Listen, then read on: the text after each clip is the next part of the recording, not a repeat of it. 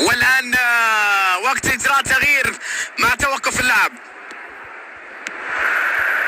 برشلونة لديه جودة كبيرة في التمرير.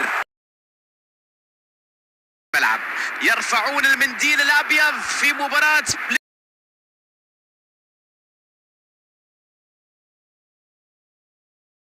النسيان بالتأكيد اللي نشوف الليلة. اليوم الأول في أي بطولة يكون يوم غير عادي. طموحات، الآمال موجودة في الافتتاح، تحقيق اللقب، الكل يحلم، الكل يرسم سيناريو في مخيلته، الجماهير ترفع سقف التوقعات وتدعم اللاعبين، الكل يحلم ويتمنى أن تسير الأمور لصالحه. مع ضربة البداية تبدأ المعارك في الميدان، تبدأ ليونيل ميسي.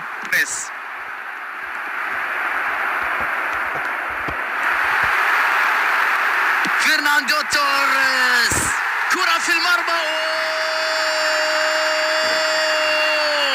يا إلهي.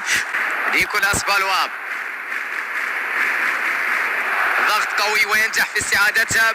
لمسة على اليسار، يلعب الكرة العرض. يوهان كرويف حطها في الشباك.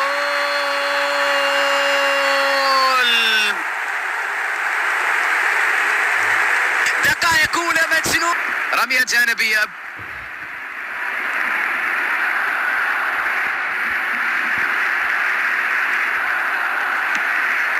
إنيستا،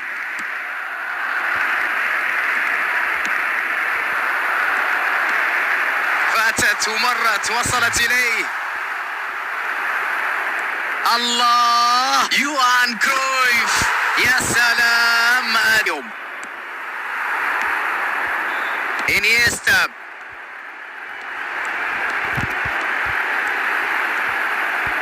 العرض، كرة رأسية وتمنعها العارضة. كان في أفضل مكان لتسجيل هذه الكرة. مثل هذه المواقف تبين لك قدرات إمكانيات هذه الكرة. ميسي يمر، ليونيل ميسي ينجح في التسجيل.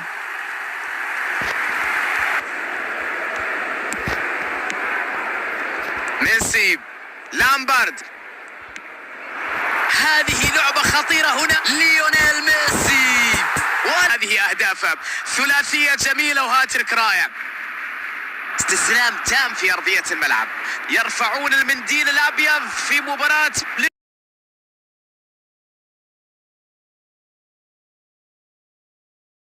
النسيان بالتأكيد اللي نشوف الليلة. نيمار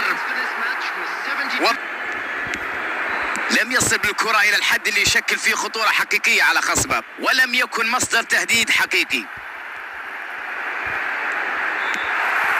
ليونيل ميسي، كرة عرضية. إنيستا، اللحظة المنتظرة مع الهدف الأول جاء من أجل التألق، والآن يظهر ويبين عن. والآن وقت إجراء تغيير مع توقف اللعب. برشلونة لديه جودة كبيرة في التمرير. نقل كرة إلى الأمام، فرصة خطيرة جدا. نيمار، يا إلهي، جول.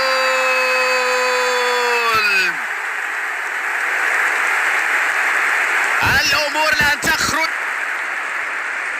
باولو مالديني، إنيستا، يوهان كرويف، نيمار، مساحة كبيرة أمامه. تسديدة من أول لمسة وينجح في تسجيل الهدف.